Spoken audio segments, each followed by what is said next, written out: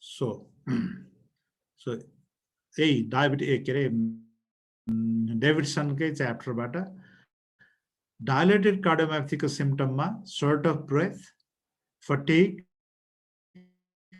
and palpitations. र biventricular failure भयो भने right heart failure पनि हो भने swelling of the legs, JVP raised, hepatomegaly पनि आउन सक्छ. Physical examinations once the left ventricle is dilated, apex beat displaced to the downward and laterally. S1 and S3, S2 सँगै S3 पनि सुनिन्छ. Right ventricular failure भयो भने elevated jugular venous pressure पनि आउँछ. Left ventricular pressure failure भएपछि bibacillar crepitations भनेको lung को base मा crepitation पनि सुनिन्छ. So कसैको dilated cardiomyopathy छ भने cardiomegaly को feature आउँछ. S3 gallop सुन्न सकिन्छ. Elevated jugular venous pressure and left ventricular bibacillar rales भनेको crepitations दुवैतिर चाहिँ basal crepitation सुन्न सकिन्छ.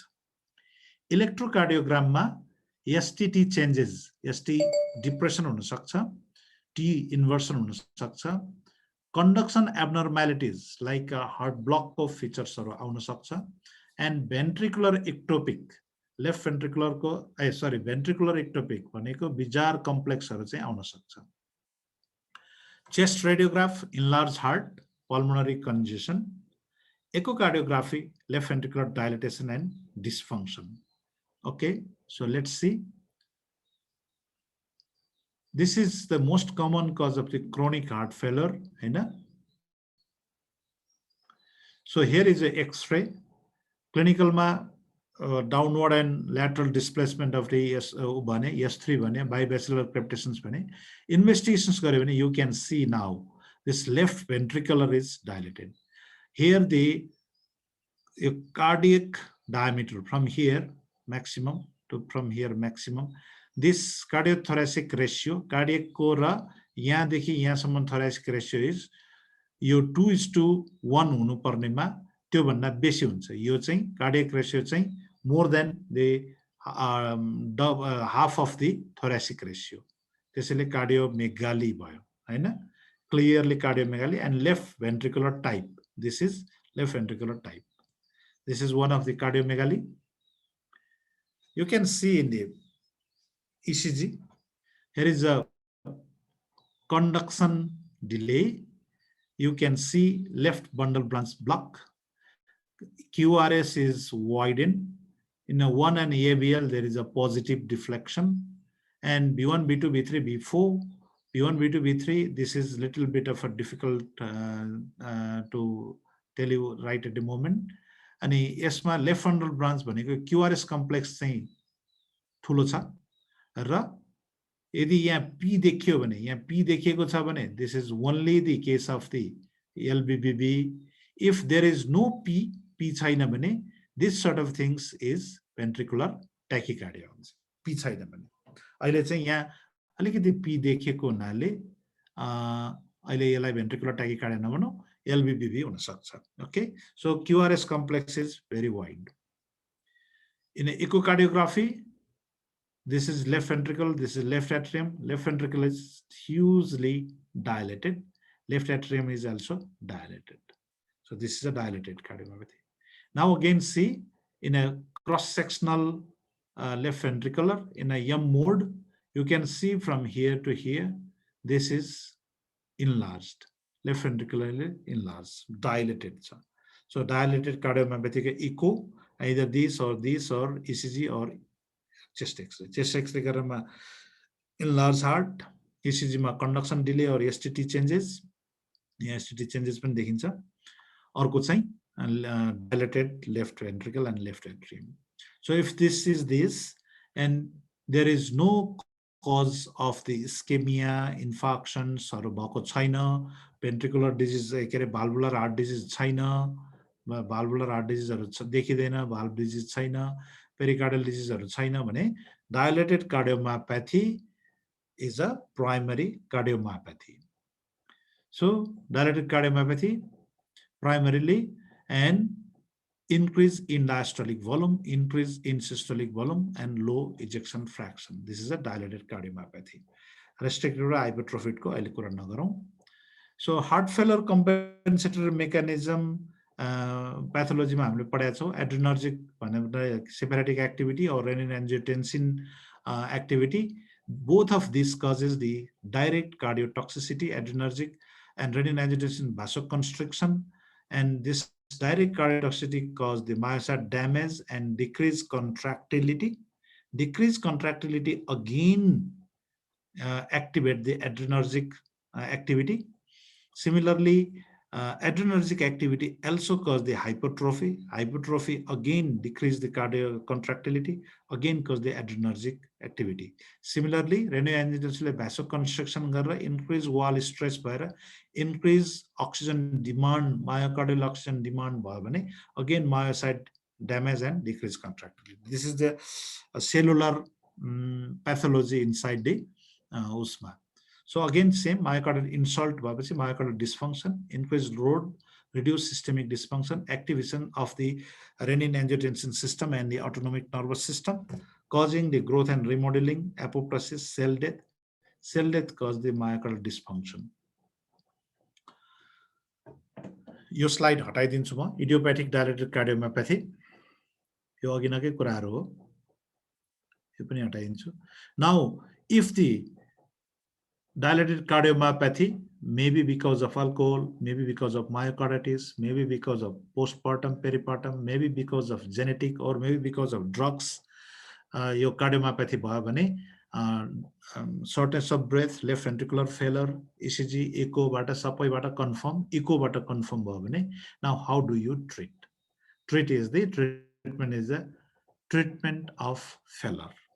That is ACE inhibitor, which is called enalapril or captopril. If ACE inhibitor is not tolerated, you can give the angiotensin receptor blocker, ARB, that can also be given.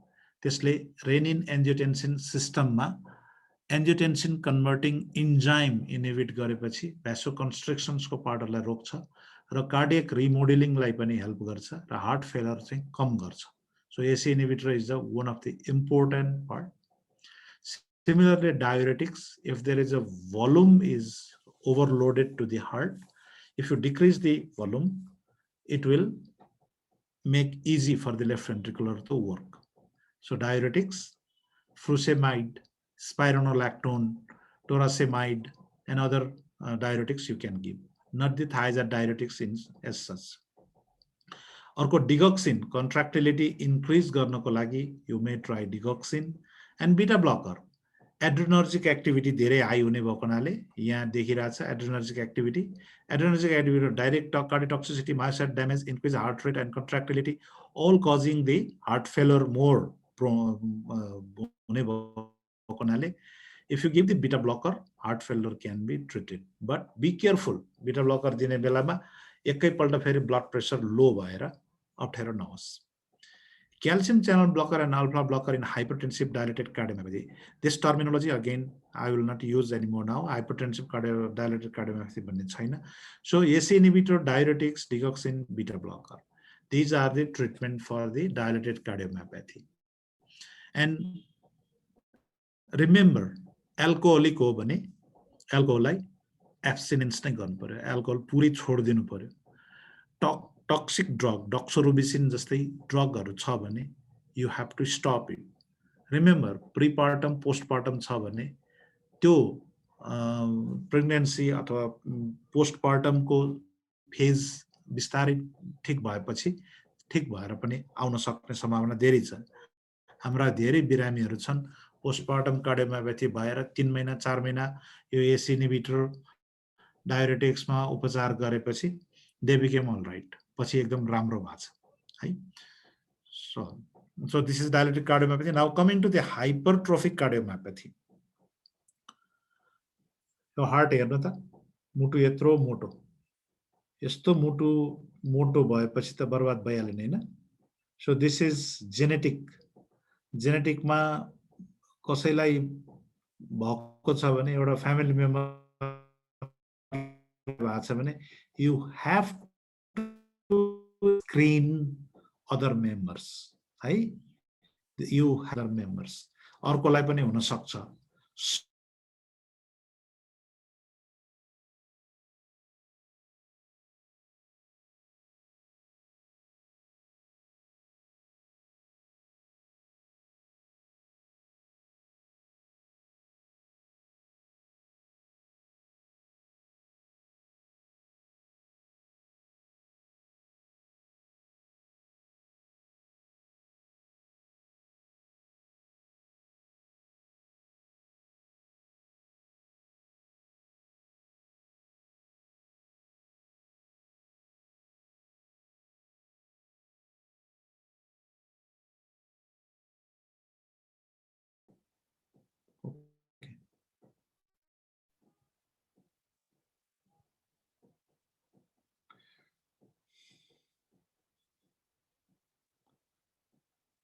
सुनेको छ Nobody is there. Yes, sir. Okay. So hypertrophic cardiomyopathy अघि नै यो चित्र देखाउन दुईटा भने this is genetic भएको हुनाले फेमिलियल भएको हुनाले एकजनालाई भयो भने अर्कोलाई चाहिँ हामीले अर्को फ्यामिलीको सबै मेम्बरलाई स्क्रिन गर्नुपर्छ नभए सडन कार्डियक डेथ हुन सक्ने चान्स बढ्छ है त अझै कम्पिटिटिभ स्पोर्ट्सहरुमा चाहिँ एकदम डरलाग्दै हुन्छ So most characteristic morphologic feature of the disease is thickening of the left ventricular wall associated with a non-dilated cavity in the absence of another cardiac or systemic disease. Hypertrophic cardiomyopathy ma clinical symptom ke bhayera huncha. Hypertrophic cardiomyopathy, this is hereditary or genetic, possibly chronic hypertension in older adults, shortness of breath, chest pain, syncope. Mind it, aortic stenosis ma jastai shortness of breath, chest pain and syncope. Chest pain कसैको हुन सक्छ भने hypertrophic भयो भने myocardial oxygen demand high हुन्छ त्यसकारण chest pain ischemic event हुन सक्छ syncope भनेको अघि नै एउटा डेभिडसनको पिक्चरमा देखाएको जस्तै left ventricular outflow tract obstruct भयो भने a sufficient amount of blood is not ejected from the left ventricle to supply in the brain. र syncope हुन सक्छ shortness of breath भनेको diastolic dysfunction हुन्छ र preload बढ्छ shortness of breath हुन्छ so shortness of breath chest pain or syncope could be the symptoms in hypertrophic cardiomyopathy यसमा physical examinations मा left ventricular apical impulse may be sustained point of maximal impulse हैन sustain हुन सक्छ यो heaving भन्छ नि heaving type को हुन सक्छ there may be the S4 जुन चाहिँ late diastole मा left ventricular filling को आवाज चाहिँ S4 आउन सक्छ variable systolic murmur हुन सक्छ dysphagia carotid pulse हुन सक्छ electrocardiogram LVH exaggerated septal Q wave यहाँनिर देखिन्छ यो ECG मा B5 B6 B4 B5 B6 मा R को height is 1 2 3 4 5 भनेपछि 5 वटा लार्ज बक्स भनेको छ 5 5 जा 25 25 यो B6 मा मात्र छ B5 मा हेर्ने भने 1 2 3 4 5 6 7 8 भनेपछि यहाँ मात्र 8 4 जा 8 5 जा 40 स्मल स्क्वायर चाहिँ छ भनेपछि this is clearly left ventricular hypertrophy with strain भनेको यो T wave inversion this is reverse tick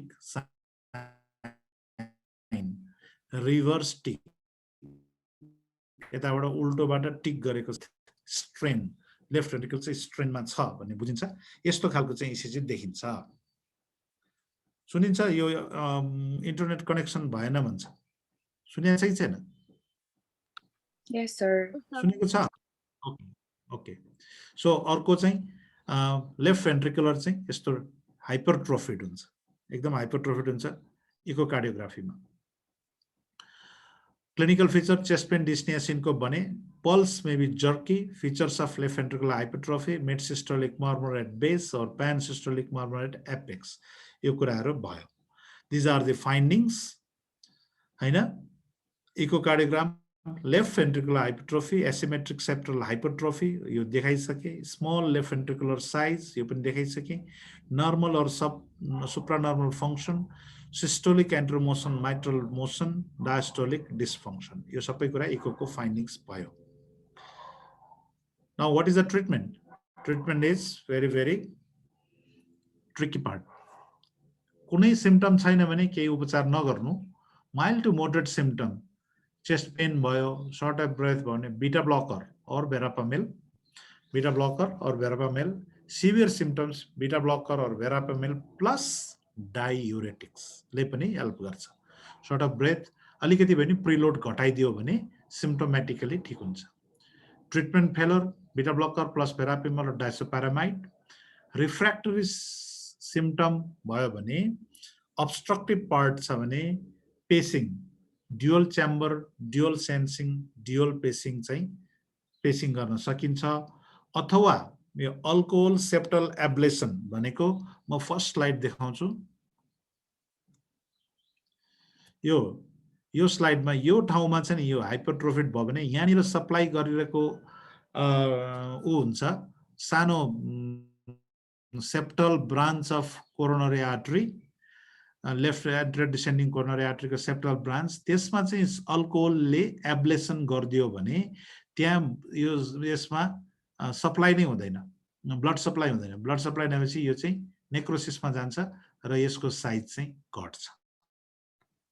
so this is alcohol septal ablation पनि एसिमेट्रिक सेप्टल हाइपरट्रोफी छ र एकदम सिम्प्टोमेटिक छ भने गर्न मिल्छ. यहाँ कहाँनिर देखाएको थिएँ मैले, यहाँ alcohol septal ablation or septal myotomy and myomectomy हेर्न सक्छ. र हार्ट यति ठुलो छ कि यो के अरे इस्केमिया इभेन्टहरु पनि छ, भेन्ट्रिकुलर ट्याकिकार्डियाहरु पनि आउन सक्छ भनेदेखि चाहिँ नन अब्स्ट्रक्टिभ भए पनि हार्ट ट्रान्सप्लान्ट सम्म पनि जानुपर्ने हुन्छ. पेसमेकर ट्रान्सप्लान्ट हैन, यिनीहरुमा जानुपर्ने हुन सक्छ.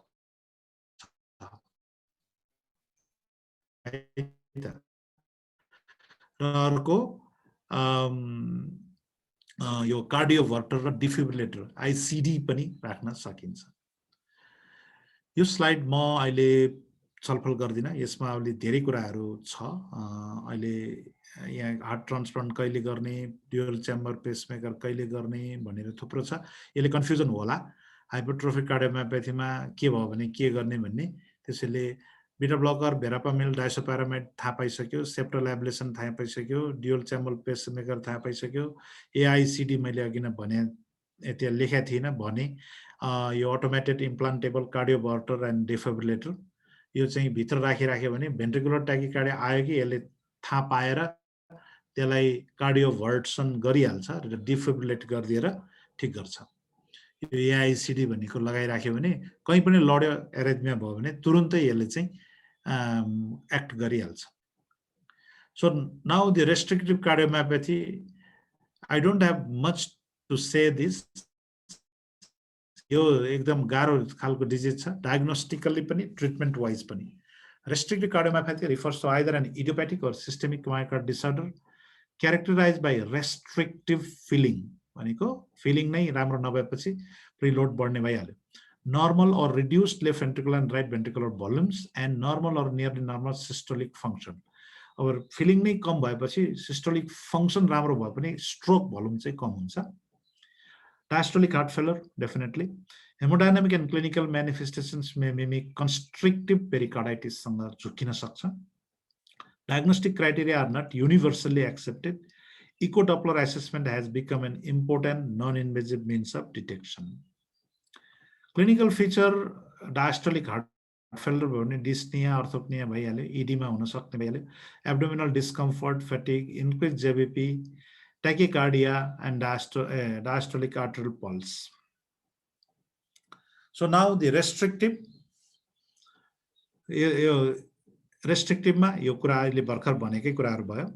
एउटा कुरा यो थाहा पाइराख्नु, कार्डियक क्याथेटराइजेसन भनेको क्याथेटर चाहिँ भित्र लेफ्ट भेन्ट्रिकलमा पसाएर प्रेसर नाप्यौं भने प्रेसर चाहिँ स्क्वायर रुट साइन भन्ने आउँछ यसमा भनेको चाहिँ डायस्टोलिक प्रेसर चाहिँ हाई हुन्छ, तल 0 मा पुग्न थालेपछि पनि डायस्टोलिक प्रेसर 0 मा मेन्टेन नभई सुट गर्छ माथि स्क्वायर रुट। नबुझ्यो भने छोड्दियो, मैले कसैले सम्झिन सक्यो भने स्क्वायर रुट साइन हुन्छ भनेर। Investigation ECG, abnormal voltage may be there, atrial or ventricular arrhythmia, chest normal heart size may be there, echocardiography, restrictive diastolic dysfunction को कुराहरु आउँछ, CT MRI गरेर हेर्न मिल्छ, cardiac catheterization square root sign भइहाल्यो, endomyocardial biopsy गरेर myocardial को main cause के हो, restrictive cardiomyopathy को यो मिक्स टाइपमा पर्छ, यसको चाहिँ थाहा पाउन सक्छौं। Treatment either heart failure treatment, diastolic heart failure treatment, like diuretics दिन सकिन्छ र beta blocker दिन सकिन्छ। So these are the restrictive part है। ट्रिटमेन्ट को पार्ट डेभिडसनमा नि अलिअलि हेर्न सकिन्छ। दुईटा स्लाइड छ, एउटा पार्टम कार्डियोमायोपैथी र पोस्टपार्टम कार्डियोमायोपैथी। पेरिपार्टममा पनि डिटेक्ट हुन्छ र पोस्टपार्टममा पनि डिटेक्ट गर्न सक्छ। यो यस्तो डायलेटेड कार्डियोमायोपैथी हुन्छ। Normal pregnancy, pregnancy-associated hypertrophy, again going back to normal, or postpartum cardiomyopathy, dilated भएर जान सक्छ। यो comes back to normal or irreversible dysfunction मा पनि जान सक्छ। यसमा पनि genetic part पनि important छ, genetic factors are also there। Viral antigen persistence हुन सक्छ, stress activated cytokines हरू stress हुन्छ pregnancy मा, त्यसबाट नि autoimmune response, micronutrients, chimerism or increased myocyte apoptosis, this may be the proposed theories यिनीहरुले गर्दाखेरि पनि हुन सक्छ यो cardiac myopathy। So one is a postpartum cardiomyopathy, यो peripartum postpartum cardiomyopathy मा पनि treatment is ACE inhibitor, diuretics। ACE inhibitor र diuretics ले नै यो ठीक भएर आएको छ। अहिलेसम्म मेरो केसहरुमा कहिले पनि गाह्रो देख्नु परेको छैन, अथवा गाह्रो भएर फलोअप लस भयो भने that is different, but majority of cases are improved very well। peripartum cardiomyopathy। अर्को टाकुट्सुबो कार्डियोमायोपैथी भन्ने छ, अघि LV नन कम्प्याक्सन भनेपछि जस्तै टाकुट्सुबो कार्डियोमायोपैथीमा चित्र छ। नर्मल हार्ट लेफ्ट भेन्ट्रिकल यस्तो हुन्छ। टाकुट्सुबो भनेको जापानिज वर्ड छ, अक्टोपस ट्र्याप भन्ने एउटा, अक्टोपस भित्र छिरेपछि टाउको निकाल्न नसक्ने गरेर ट्र्याप गर्ने एउटा यस्तो क्याम्पो जस्तो छ, त्यस्तै हुन्छ। लेफ्ट भेन्ट्रिकलको माथि चाहिँ यहाँनिर यो कन्स्ट्रिक्सन हुन्छ, तल डायलेटेड हुन्छ र यसमा एन्जाइनाको फिचर लिएर आउँछ, एकदम चेस्ट पेन भयो भनेर लिएर आउँछ र कोरोनरी आर्टरीमा केही पनि देखिदैन, but left ventricle is apical part is dilated. Takotsubo cardiomyopathy apical part मात्र हाइपरट्रोफिड हुने हाइपरट्रोफिड कार्डियोमायोपैथी, एपाइकल पार्ट मात्र डायलेटेड हुने टाकुट्सुबो cardiomyopathy.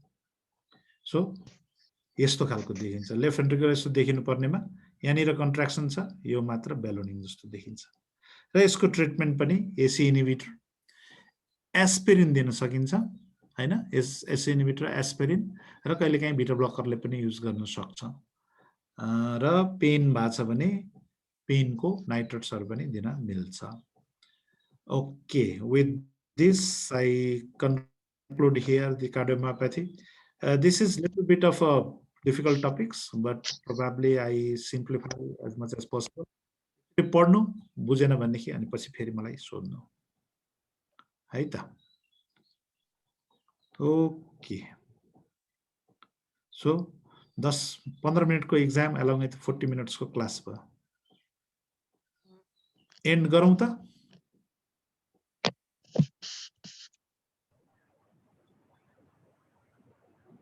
Sir, excuse me sir, sir त्यो पीडीएफ कुन टाइमसम्म पठाइदिनु मैले हजुरलाई? ए यो एन्सर पीडीएफ हजुर। आज बेलुका भोलि बिहानसम्म जहिले पठाइने हुन्छ। ए आज बेलुका अथवा भोलि बिहानसम्म है ल। Okay, thank you sir. ल गुड बाई है सबैलाई। Thank you sir. Thank you, sir. Thank you, sir.